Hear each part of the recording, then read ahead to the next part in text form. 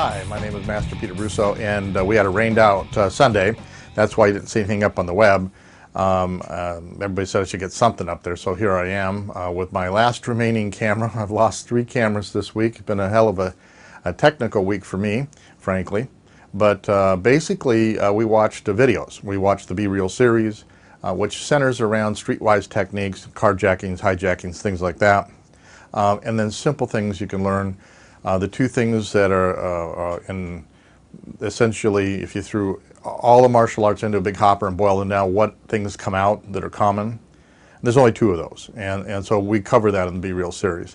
The other thing we talked about is my new book is up on Cafe Press, The Mental Warrior. You can get that at Cafe Press. Or you get it off our site too. Link over to Cafe Press/Shop Brusso.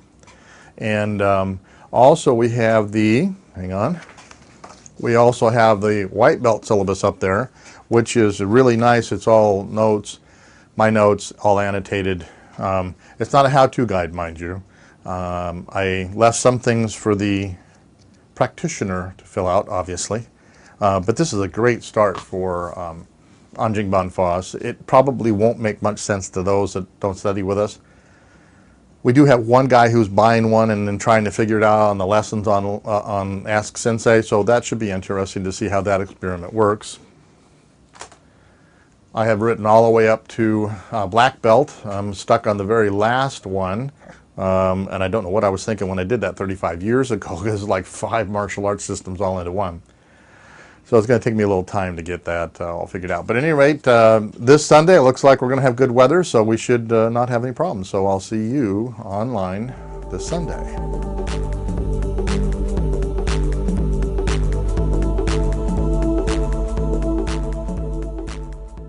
Now in this carjack scenario, or attempted anyway, I'm trying to pay attention to some directions or try to find something, which is also, again, a very common thing. And lo and behold, Be Real Dave shows up with a knife. Now, normally, once we'd have gotten a hold of that knife, you could, rack the arm down onto the door, hyperextending the elbow. And as I'll mention a little later, having the window partially down at that moment could have worked as well. And off we go.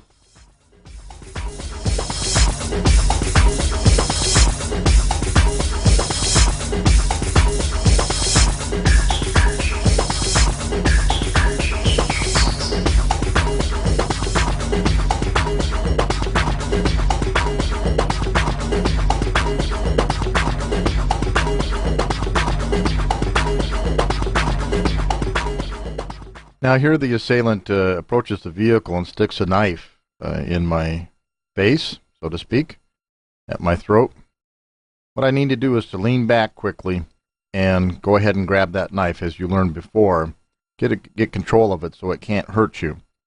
Once I've done that, I fully extend his arm, pulling him into the vehicle and pinning his hand on the top of the roof, and then closing the window.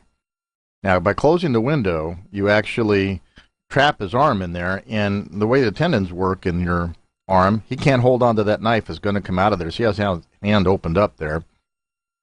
Now, you would normally do this a little quicker. I was trying to be nice to Be Real Dave here, but there, and you remove the weapon. Now, once you've got him caught like this, as a matter of fact, then the fun begins. You literally can drive him to the police station. He is literally stuck in your window. Now, unless he can transition to a secondary weapon or have something else he can use in his left hand, you're in pretty decent shape. And if you pull out another weapon, you just gun the car and drag him down the road for a little while. It's a very interesting way of doing things. And people stop to ask a question like that. I have my window all the way down. I certainly could just leave it down a little bit, and then he would insert the knife, and it's a little less of a distance for the window to actually close and pin him. If you wanted to add a bit of confusion at this point, you'd start the car moving a little bit, so he'd have to start running and worrying about running as opposed to pulling that arm out of there, get him having to think about 2 different things at once. And if you actually practice this technique, be ever so careful, because that hand, in fact, opens quicker than you might think, and that knife is going to go out of there.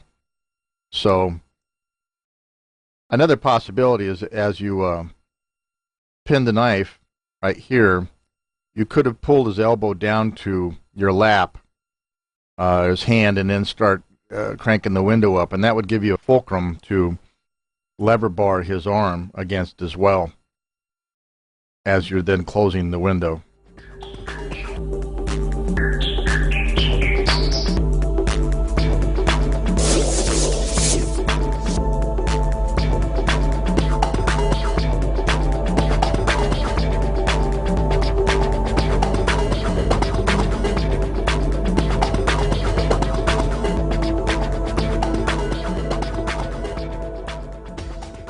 You know, a lot of people might laugh at this, but this has actually been done.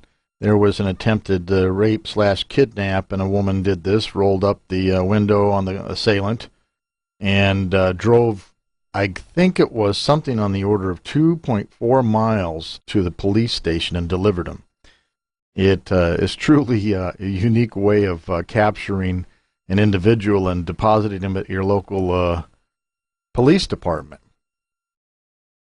However, there are some risks. If you notice, he goes for a secondary weapon once you've got the hand captured, or he attempts to start breaking the window. All you have to do is accelerate a little bit and drag him for a while. Or it's a gruesome thought, but this gentleman just tried to kill you and your family. So being nice to him is probably not the right answer.